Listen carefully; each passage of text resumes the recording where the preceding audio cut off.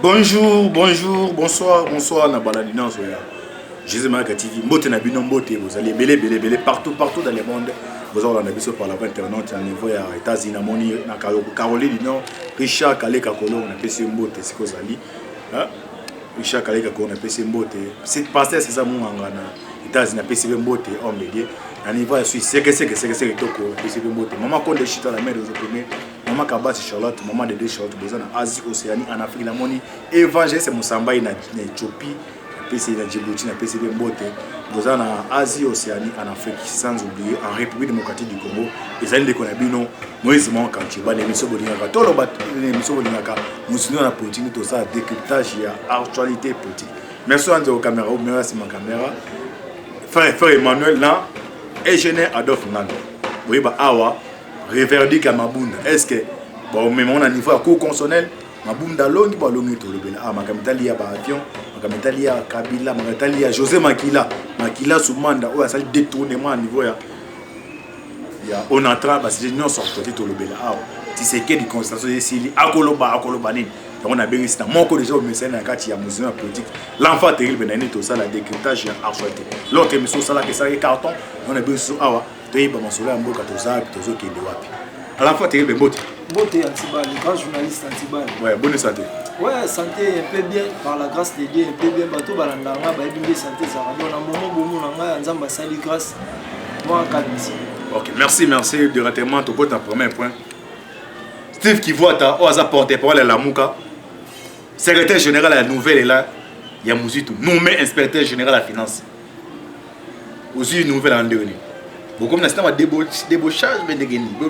Vous avez rapport, vous ça faille, les années là, Steve qui voit ta, oh, banda, c'est ça comment la pouvoir tirer l'eau, tu vas bien être priorité, mais l'eau va nommer. Ils ont qui hypocrisie politique qui les a unis. Va poser comme on les derniers, n'a mangé qui voit ta pas nommé. Merci Antibal, la première question, en tout cas, bon, en fait, moi je aimais. Réponse est ça, on peut ça, tolobara mille fois, les téléspectateurs, la politique est dynamique renversée. La IDP c'est des bails président Félix Antoine Tshisekedi dans l'état de changement, c'est Martin Fayulu. La pauvre on dit j'ai retiré ma signature. Il y a un même le loti n'a pas aidé la nation. Donc c'est tout à fait normal. Steve qui me voit à ta fingi à ta zongi boy. Le lot à comprendre que non c'est Félix Antoine, président de la République. Ça débauchage non c'est planté. Ba nommé yesi quoi les cas. Alors que ça va tout que non. Alinga pena la muka yenda zana za makila ya Martin Fayulu. Alors ba que noté nomination no ya na ngaité. Na boyi wana président élité. Soka sali yango pena tout cas auzala héros. Les amano fait ça les capable succès quand c'est mon nokobende. Félix a succès c'était pour muninga na été. Mais il t'a nommé, n'est muta reconnaître était président. Antibal, pour na kota lisabato batala la politique o ba mona boiza ya ngote politique eza na CNC. Aye na te falo ba n'importe quoi, moi luka musala na kuzu.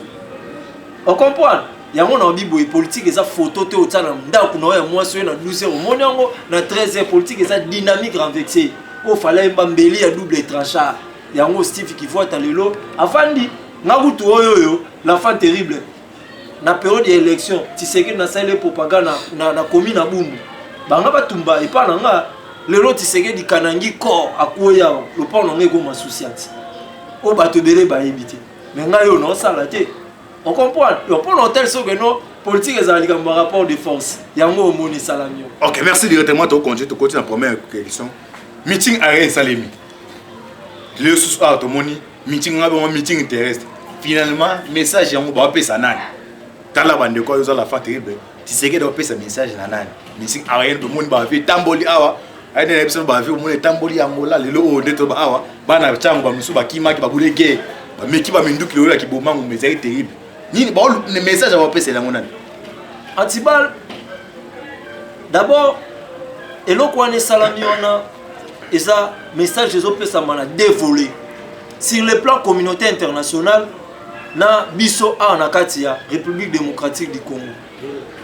Na kati ya République démocratique du Congo toza direct pas Joseph Kabila.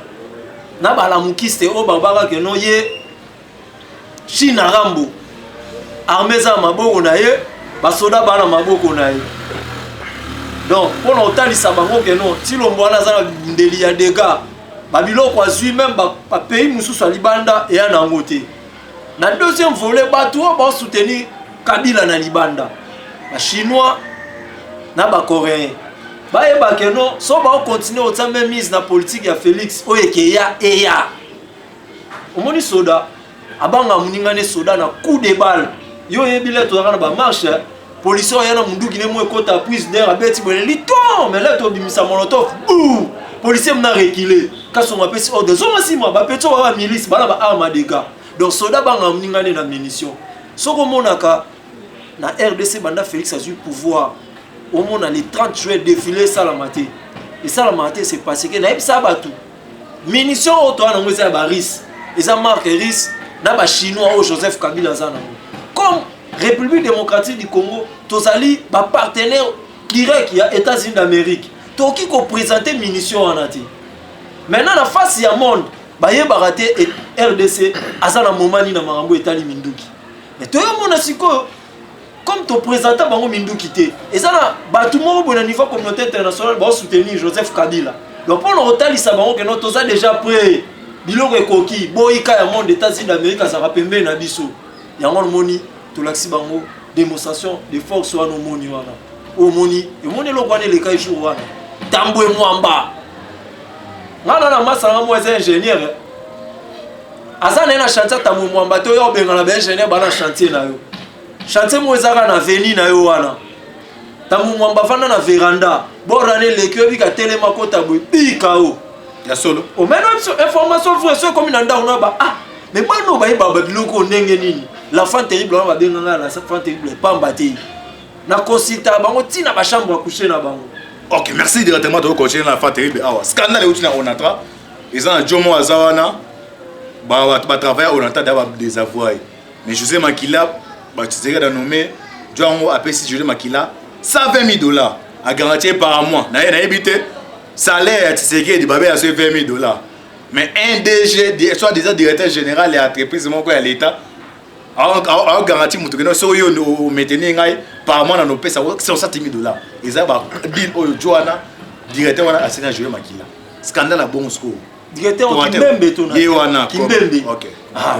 Et ça si ko clique d'abord tozo que na détail au salaire mu konzamboka 20 000 $. Et puis pour information 2 mois mu konzamboka ofuta mate. Ministre de la finance. Mon état de toi. Ah bah futana fati. Et tel degré état de toi. Même ton c'est rare mabunde ko ta ba mon eka vraiment tout. Ah mais ça c'est pas JB. Mais on aussi longtemps Kabila 680. Pavillon 3 batango climatisé, faut le koye ba pourquoi batango climatisé. Et belo mona FCC wana. Bon on va dans la Selemba. Et belé. José Makila Kimbembe. On moni politique Félix Osala. Et ça politique il y a vision de loin. Les banomaki José Makila awa. Il y a beaucoup de gens ah Félix Anwaza fatigué ba José Makila susu. Bosi bo pesi bango na ebisa rabino kala. Nomination. Oui. Toyeba ka nommé José Makila na ba dossier. C'est moi moyibi. So amoni mbongo oyiba kaka. Ozi mbongo panchi na kata chambre. Chambre. Jawe ke na ozelanga. Ozelanga souli je la côté pe na chambre. Espionne le côté boum boum. Aïe. Oui, oui, panchang oui, que c'est 100 000 moi la moyibi. Antiba le moni dio na lela ngo fort bandeko balanda biso ba serrer tout vaka. Moni na sepelaka question moye na actualité du jour et concorder ne lo mobolo be ça là c'est bon. Na ebisa batuka awa. Nomination José Makila. Bo fingira on tisécurité. FCC a planifié qui déjà ba député na nommé oyo bazana immunité et bomba bango. Pour na ko récupérer bango bien. Mokonzamboka sinisa bango. Asinisa ba FCC accord FCC cash. Mututu ozala nommé dans entreprise ya entreprise publique. So baza député a la choix. Atiki militaire na aki. Siko na ba entreprise publique. So roye wana ba tio comme PDG oyebi ko lia koleka député. Tellement ce qu'on va assoiffé ya mbongo. Ba ça le ventre d'abord. Nebiso ba le peuple bango ya le ventre d'abord. Tara José Makila libimoko mne numéro 7 na Congo ala na ngo souté. Mais aulukaka mbongo. Tipwana. Kasi te konomé na zasko pona kosunga ba congolais mikologe ya. Poso ko sezaki babenga ye na parlement ka oya ya mabundu oyo. Elngeza problème. Ya momoni longola wana pese na entreprise nanu kuna tozwe na pete siko le autre suki wana Kimbembe obi dossier zana dossier ni à part dossier wana bango balobi ono République démocratique du Congo eza na ba locomotive mo ezalaki wana baluwa ngo ya loué Kimbembe wana tel décret yo ebité que na 2016-17 balma ba pesa biso 7 têtes ya locomotive ekenda baneni 7 et ya bon contrôler l'information na bisa bino moko batango koma avion abani train bando benga ya blé wana ya Congo ekoma ke ba matadi misusu wana baneni mulai bazwa Kabila zwa oesala ba trafic ya zo ba kolta na biso na ba katanga ekotso na ba pays misusu misu bateka sikoyo lelo oyoyo gestion ya biloko wana baolandela ngo basuki susu mbongo bayibi mosolo ya société wana entreprise publique wana bakosa nini ono tobando futa banyongo ya ba locomotive auto luwaka tala degré et puis batona tuka FCC Kimbemba na uti ya gouverneur asalelo monde conseiller à Kabila est-ce conseiller à Kabila oui conseiller na clique kaka wana ya FCC ya les vendre d'abord elle champ batala batumabe c'est le moment yango consultation ezalaki moment moko ezake non ya koya kopesa kana yo ko plaider pa mokonza mboka o to benga docteur médecin légiste ya mboka a consulter a komelo kisi obiki omeli okei bolingi pe sous consultation te donc bona posa malade bona ngaki moyibi esila te yango moni to koina bango bo en tout cas moi j'ai aimé banaliser auto sala malaire ekokisama et ça que non et tombola biso na niveau politique anti-bal. OK, merci directement to coach Mabunda gagner, Mabunda va gagner. Kasi yango to lo be bandaka boyiti. E bandaka boy. Anti-bal oh la fin terrible. Mabunda gagner. Ndenge yo lobi. Wobika mokonza mboka titokoma vendredi olobo. Kongola na posa na ebiselo mokonza mboka oloba siko. Na kutena ete. Aolobani. Na kutena ete est-ce que bike na kutena mokonza mboka te na consultation. Na top Congo eloko Kabila memela biso top Congo ata moi msane Christian Lusako oki question tunai Augustin Kabuya notre secrétaire général et puis na PC Mbote tipo wana atika na esprit Tshisekedi na sepela na réponse à pesaki ono consultation binomo IDPS bayambi binoté mais il faut être fou retour na question bongo IDPS objectif na biso ezali état de droit et puis respect à constitution et puis le peuple d'abord. Et ça agenda au biso toyaki na mona gouvernement oyo ya coalition. Mokonza mboka pesi plan na il faut ezala exécuter na majorité na bango. La majorité na bango eboyi yango. Na kata programme wana à part au mona ba chantier o il fallait ba tonga cité moko na niveau ya commune ya nini. Ngalema. Bato si ba principe wana te. Ne mokonza mboka reculer kobenga bana mboka nyonso baya aluka to bimana crise po batwana bazo yokate mot d'ordre o ya pesi Janine Mabunda yende mutasali keno babiloko otu ekende boye à travers assemblée menace na biso te cop na bango basalona Kalef banga ba profiter te bamoni ba jet de l'air nde komi jour ba maitaki babiloko na likolo ali Kalef abi bima mokonza mboka pa ndo ya ba profiter la cortège ça que no bu ba pesa FCC objectif na bango ezali que non communication batambusa ya lokuta ekota na matoi ya batu. Alors l'enfant terrible mokonza mboka lelo assisi mama Mabunda te antibal dossier na l'état ezaka na ba poursuivre nango ekende conseil d'état wana akwesa jamais kabundu akabundu ka conseil d'état wana apesi faveur na Janine Mabunda mais yebaka yango biso la IDPS to bunda bitumba état de droit yango to luka ozo comprendre pas tout faut pas message mais l'air kabundu alanga ke na cour constitutionnel to ebisa ki etika cour constitutionnel na nezano ya biso tezano ya Kabila quand deux papiers tiennent en bas été élection a gagné mais comme babiye donc cour constitutionnel te pour na ko kutana nga Kabila ya omoni kabundu asani le fait que cour constitutionnel comme si quoi intérêt à peuple congolais oyoka na oyebisa et puis mokonzi mboka oloba yebaka koloba message ya mokonzi mboka suka nango asenga démission et pas ilukambo le fait mkongo kuba kangelo na yebisi ilunga walinga aolinga te mais tellement olinga te biso siko peuple congolais tozwa charge bon simbisi mama na touche alors ça des jours to ça asenga démission. OK, directement comme on continue de ça ilunga to continue maman to to na les professeurs les experts il y a consonalistes venir baloba wana les français c'est le chef à ça les sorties médiatiques que non na condition na biso et puis si pouvoir le premier ministre a pouvoir pour le chef de l'état commentaire wana ça ndenge nini ba to ba benga ngai ezolekela bango na bana mike na baté professeur de chabier pour naé premier ministre aleki chef de l'état donc mutano mara premier ministre chef de l'état mais quand musinga bo chef ba bike non premier ministre yes la gacha ndako te bike non papa za mbali yo biso que non pas moi ça za ndem mbali papa ko moi c'est au moins te bana ba kuma liboma te bite za ni bo chef yem tata en classe wana abike non premier ministre ça pouvoir oleka chef de l'état et boyo na bite libola bande commentaire mutu Antibal oui, la classe politique de la République démocratique du Congo sera l'équipe comme parlementaire debout. Et sa bénédiction, il y a une politique en beaucoup. Il y a Baka Diosha. Oh, Pamba, il y a Moutaka Diosha qui est une consultation. Il y a une politique qui est un jeune. À côté de ça, à niveau, il y a une politique qui est là. Il y a un grand ami. Bon, il y a un grand ami.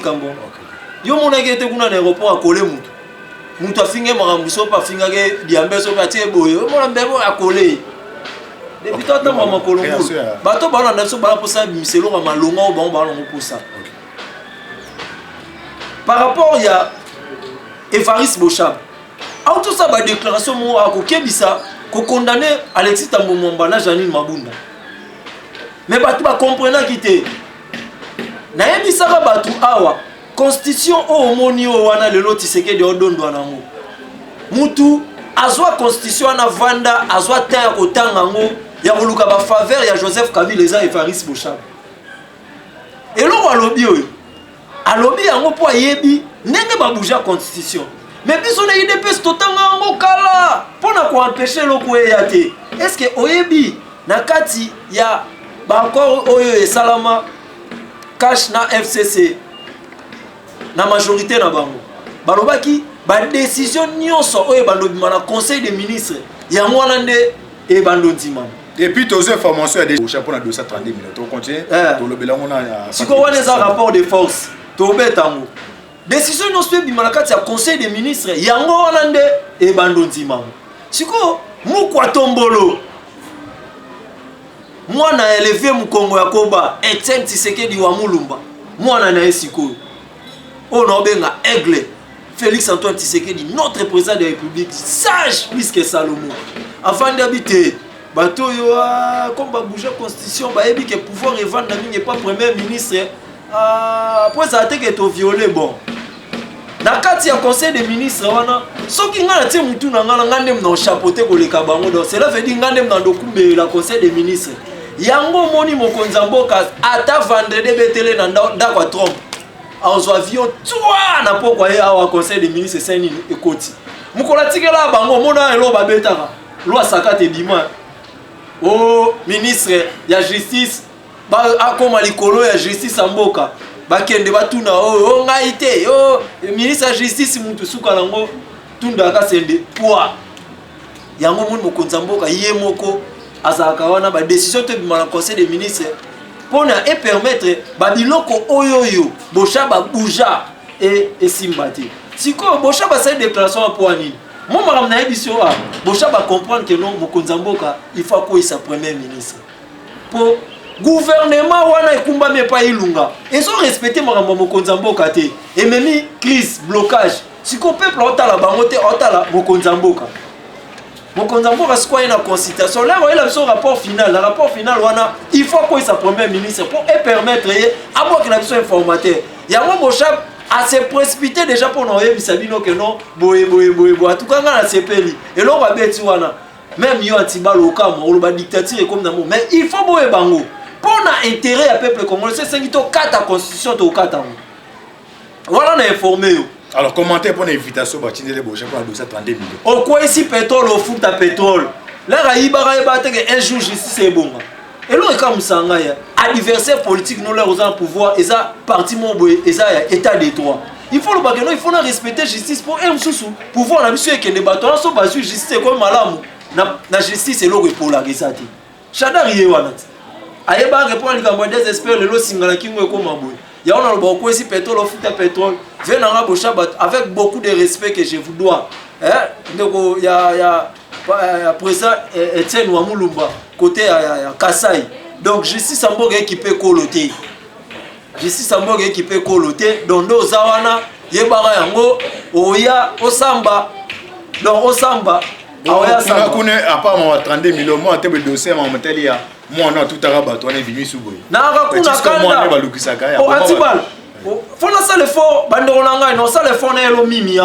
mwana ya maître avocat wana mwana boshaba boma mwana boshaba boma papa wana ah bon a tout temps na boulevard ba protéger mwana wana na ba roulage boshaba zo bana kimisa bango justice ala lisaka makambo wana boye bana ana batika la famille oui DP bana na porter plainte tu en état de droit oh mais toi en état de droit bon on banga menace ah so na banga menace ngana sa litote na tango Joseph Kabila na 18 ans na sali lit na kangami kalfungu le lambangai ane rezwangai mais lelo na za vie donc c'est tout à fait normal biso ba nous préférons mourir que vivre en genoux donc ce que sengi yakana maman comme ena mimi yakana lo banchi ba na on ça le fort na mon mimi aya awawa a participé à l'émission après c'est la histoire ba komi wapi na niveau de justice ya makambo wana et puis ba mettre na biso to balanda biso o balingi état de droit bazwa responsabilité ya makambo wana.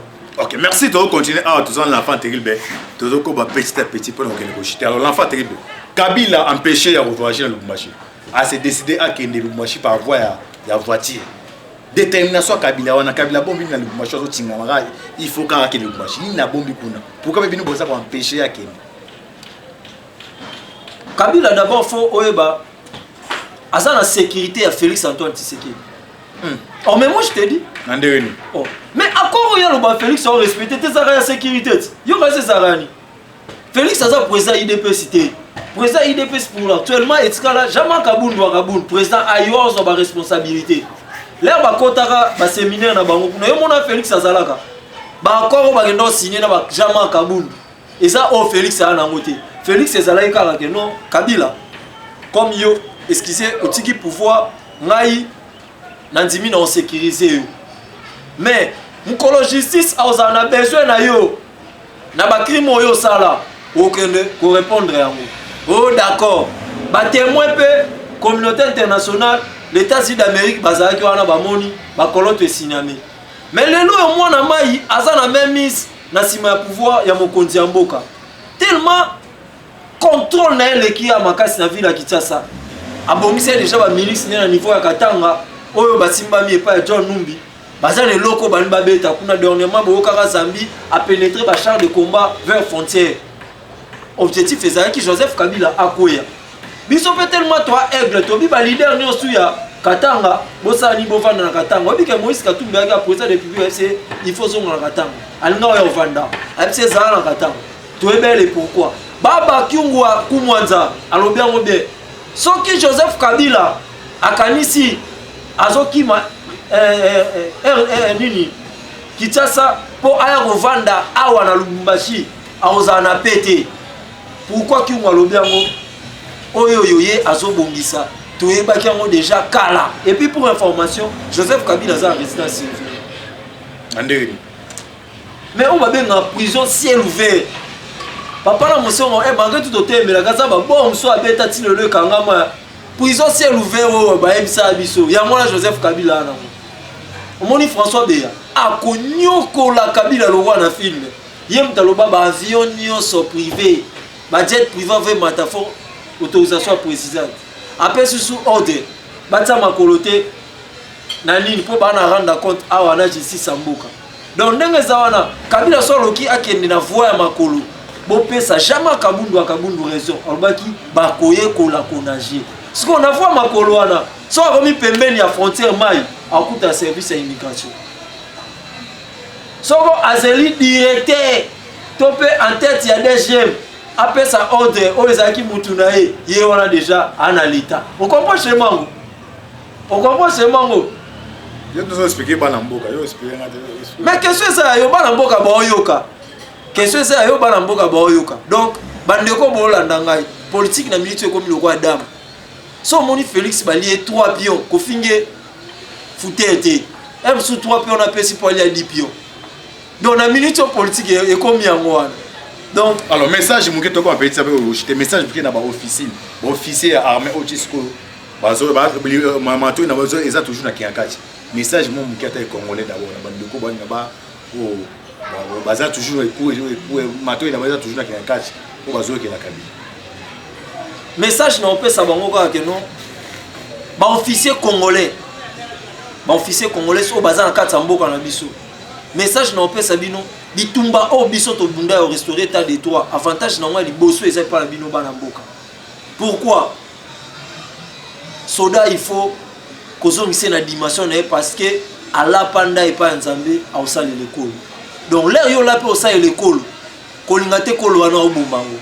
Yango biso to baki le peuple d'abord et puis yo protéger mboka na malamu. Message na pesa na ba officier rwandais étranger au ba fita na armée na biso. Bozonga na mboka na bino. Opération to ebinda ko ezali. Nana message muso pesa bango te. Opération to ebinda ko nini ezali. On a diffamation. Ah non, il faut tout ça bango. Baza ba sanguinaire ba bomi ba to kufi trop. To kufi trop. Ta ba force commune en mboka na biso zo bimara se ko bima. To kufi trop. So des Rwandais baya na mboka na biso ko infiltrer mboka na biso ebele o mona baba ministre wana azalaka ambassadeur bo ya Rwanda na anebo même Janine Mabunda we biso sa Janine Mabunda bato ebele baye barater Mabunda na Rwandais bino kawabi ide pesa bien bino kawabi we biga général Mayele mutalota Mabunda ya nia lera ko so akora Abiyarimana ayena Mabunda akuta na mwasi mkia kitoko ole na kina Rwanda njagana azwa ya yana awa Mabunda no muna wana po congolais descend akosa maramde bato wana basala rate yo mona batango forte ba congolais nde babongwana ba François Beya ba congolais nde babongwana car ba François Beya basala Joseph Kabila base belé babongwana balelo babitakwira babongwani mais bato babongwa te bana mutema makasi okindo kia FCC lata bango ba charge de fidélité lokwa ba Janine Mabunda wana mama tosi la na en tête na bino donc là tosi la na ye boye bango to na déviolé ezala avant décembre après décembre te makambo na biso za makambo boye avant donc Kabila ça so sa bona ndé balo bana ba fanatique ya bale donc Kabila so sa bona politicien mo to sa déclaration au bibien cadeau ya bona ne bozwa kala mingi te na déclaration mokonzi mboka Kabila a déclenché le moment où il fallait pas bobanga ta suspendre petit sekete nana suspendre a suspendre petit sekete on suspendre ndeni ngana na aigle na mona makambo to esala bino bolo ba mingi yolo ba ne mingi te bino bolo e bon Félix aloba mingi bino bata ide Kabila za hypocrite bandaka la loba na ete balobela kaye eloko bosha babetise Kabila balobela rekozela Kabila lobela ote c'est un hypocrite tout à fait so mone longile ka lokwa mwana mawa mutu mabe hypocrite munene ba Tanzania na ba Rabongo au moins lokwa kizengi boyo donc hypocrite ya lobarate batunde balobela kaye alors message no ko pesa na bato kompela na suka pour rejeter message ko pesa ba Congo mona ba Holanda o ba les émissaires les autres qui sont ba ticket de pression pour na base journal Kabila message ko pesa ba tout bord de ça dit ba président nyonso ba libanda mboka na bandino o ba africain o ba ta pression et pas ya ndeko Félix Antoine Tshisekedi notre président Joseph Kabila bazonga pona ba kamara accord ba président africain na Sabino Boyeba Félix Owana bolingi bozo à part ya Joseph Kabila président Union africaine et puis pour le moment à mon continent en Afrique. Deuxièmement l'air Kabila osa banko to mona rabinoté. Président ya Tchad wana aoye la COP na ye. Oyebi le 24 avril na 2018. Tozaka na Sainte-Thérèse si je ne trompe pas. Avant l'élection. Oyebi yango Antibal. Tozaka na Sainte-Thérèse. Notre président Félix Antoine Tshisekedi à l'époque azaki président ya parti. Wana Kabila aza na Angola na réunion à SADC. Oyo kaka deuxième histoire et salama. Ndeka Mobutu lobaka comprenez mon émotion. Ndeka Kabila kuna na SADC alela na Angola. Akenda na message moko o no Félix Andimi oza premier ministre na ngai. Awa pe Félix a BTG. Andimi ngoka pona azwa espace fatikela sa meeting wana. Ayeba te message toke na meeting wana et puis ça biso ba congolais belu na sima. Bazwa image ya meeting wana en direct. Tshisekedi obi Félix Kabila aza na contrat mona Tchad. Balingi mai na biso eleka na Tchad. Eloko wana mutabomango ezaka Félix mutabomango. Maintenant Kabila ko plaider kuna. Masolo ya mai wana tonu na tozongona na ebinde to sala. Yo sala fort ko makaka webisa mona mai atana si. To boyi makambo atana si wana déjà c'est nini esili. Kaka ndenge pa ya Nzambe aboya makambo sata buaka ye azonga lisuta tikala na se ndenge yo pe to boyi abu pia. OK, merci bandeko. Voilà na muzina na politique. Bozana Antibalo a invité l'enfant terrible nene to sali décryptage ya actualité politique. To comme na suka émission ya biso s'abonner na kati ya Joseph Moya TV. Vous partager. Ba cheno bazoyi baba vidéo ya Joseph na otanga onjo Antibalo a pesa ordre. Abo kanga chaîne yo oza vous savez effort yo aussi ba vidéo ya Jésus Moya que aussi au balancer kuna yeba que non YouTube balanela kana comme na YouTube so le quand tu vas na comme YouTube va bloquer chaîne. Alors l'enfant terrible to comme na suka pesa numéro téléphone le basuka pas to chiter lilo basuka langa na senga la ba congolais nyonso baza libanda ba soutenir mokonza mboka sur le plan spirituel et puis physiquement boy même sur tous les plans. Ils ont un pasteur na biso na États-Unis pasteur na noboaka ke trop boy pasteur na biso na États-Unis pasteur César Munganga muteme touché kaka natanga kombo na nga na mutu musuna oboaka te pasteur César Munganga na sengi appui na yo sur le plan spirituel et pas papa mokonzi ya mboka po États-Unis de mutu aza partenaire na biso bino pe bato boza comme ba diaspora na États-Unis boza pe ba partenaire na biso ba communicateur auto ya pesa biso bino message. Donc l'enfant terrible azaki na promo très sérieux na esilité inti lota ngona TV tozo bunda esila na ebike na appui na bino pasteur César na sengio Munganga soutenir l'enfant terrible mwana oya yaka mille fois kokanga donc naza pena pour ça soutien na numéro na ngeza plus 243 85 85 29 729 85 85 29 729 tinda message na nzela réseaux sociaux oko zwangai en tout cas na personne bon te passer bande onoso balandi biso. OK, merci to comme na suka émission na biso mon sinon la politique to bien c'est la fin terrible pour s'abonner dans Pambola Bino affaire à suivre. Ciao.